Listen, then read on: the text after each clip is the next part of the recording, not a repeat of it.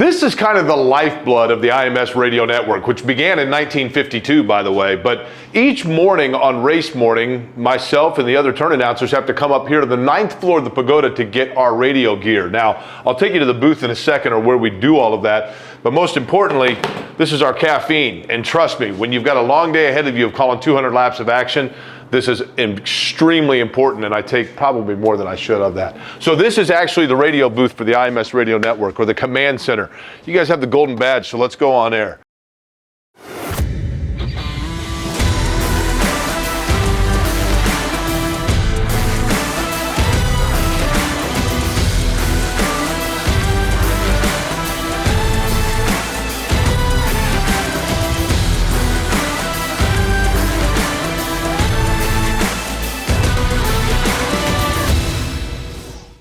You can come on in here to the radio network.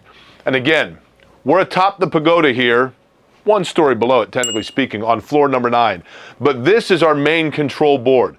Now, the IMS radio network and its broadcast of the Indianapolis 500 is heard by some 20.5 million people around the world between the internet, satellite radio, and then, of course, the over 400 affiliates of the IndyCar IMS radio network. Sam Rumpza is our main producer. He sits right here. And this is fascinating. Now, he doesn't have the names all set up so far, but right now, what you see is all of these different slide buttons. And on race day, what Sam does is each of these buttons represents a different voice and a different person. So he'll have right here, Mark Janes, our anchor, Davey Hamilton, the analyst. Then the turns, Nick Yeoman in turn 1, Michael Young in turn 2, myself in turn 3, Kristen Airy in turn 4. As the race goes on, Sam actually sits and rides the levels up and rides them back down depending on who's talking. So when we do what's called roundies, literally the broadcast that's going around the world is done by one guy sitting here as they go into turn number 1, into turn number 2, into turn number 3, and he does that for the entirety of the broadcast. I can't imagine how mentally exhausting it's got to be for Sam to do that, but he does a great job doing it, and it allows for everybody to hear the race. Fortunately for me, he does turn me up, although there are probably a lot of people that would like to have him turn it down.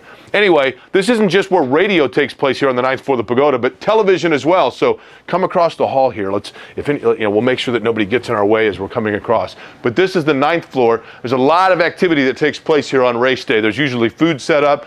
The state police are up here. There's a lot of security up here as well. But this is the television booth. Now, they're still building it because obviously we're behind the scenes here.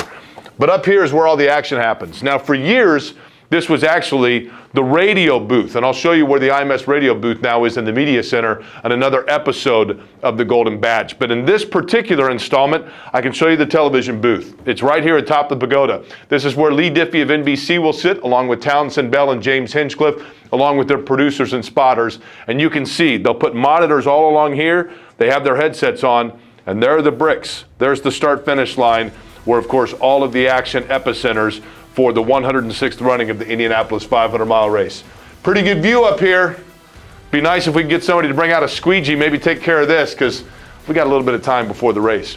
But this is the view from the television booth, the television booth, where the NBC folks will be for the broadcast of the greatest spectacle in racing.